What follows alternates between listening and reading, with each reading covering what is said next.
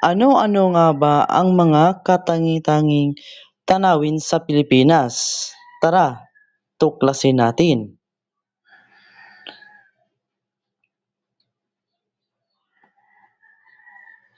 Ano ang mga magandang tanawin sa pasyalang makita sa Luzon? Una, Banawi Rice. Ito ay matatagpuan sa Ifugao at kung tinatawag ay hagdang-hagdang palayan. Kahit ilang taon na ang lumilipas, hindi pa rin kumukupas ang ganda nitong tunay.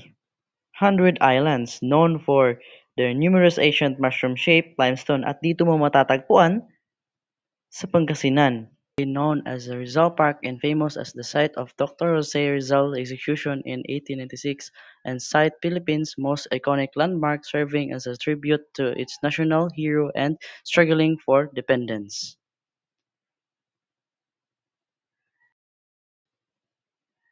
Bulkang Mayon. Mount Mayon is an active stratovolcano in Albay, Philippines, famous for the perfectly symmetrical cone as the most active volcano in the country.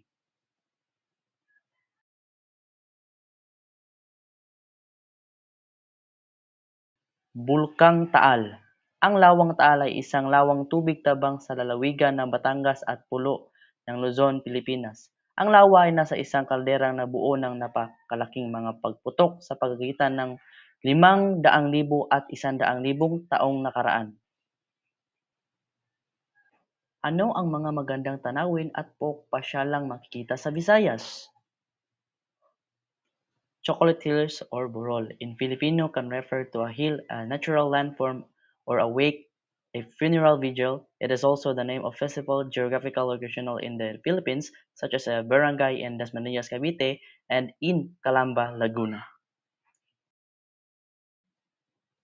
Boracay is a small island in the Philippines, is famous in resorts and beaches, white on the west coast inland with restaurants, while Bulabog Beach on the east is a water sports hub.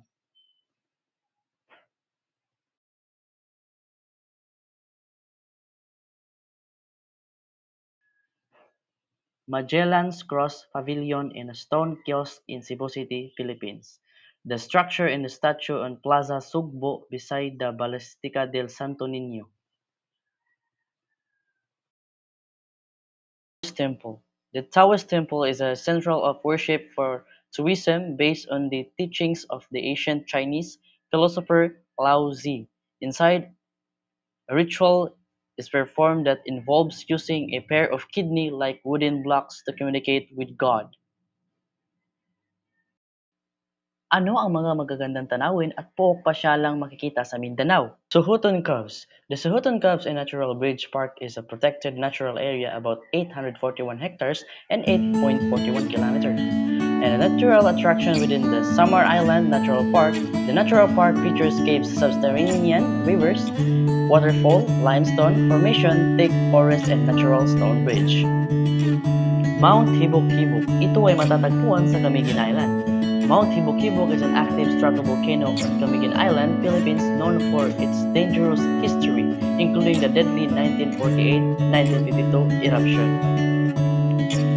Serenity Falls is a name used for several things, including a natural waterfalls, Wuthering Falls in Queensland, Australia, remote cabin in the Ikotna Lake Valley, Alaska, a location in the World of Warcraft video game of fictional settings in novels by C.G. Tudor and Sophie Mace. The Naked Island. Ito ay matatagpuan sa Siargao. A small treeless sandbar of Siargao, Philippines is a popular sand hopping stop. It is offered a minimalist beach experience with pristine white sand and clear turquoise waters for swimming and sunbathing. Surigao Island. The term of Surigao Island mainly refers to the famous surfing destination Surigao or Surigao del Norte. However, the region also includes islands like Bucas Grande and the Britannia Group of Islands, offering diverse activities such as cave exploring and island hopping. And now, thank you for watching.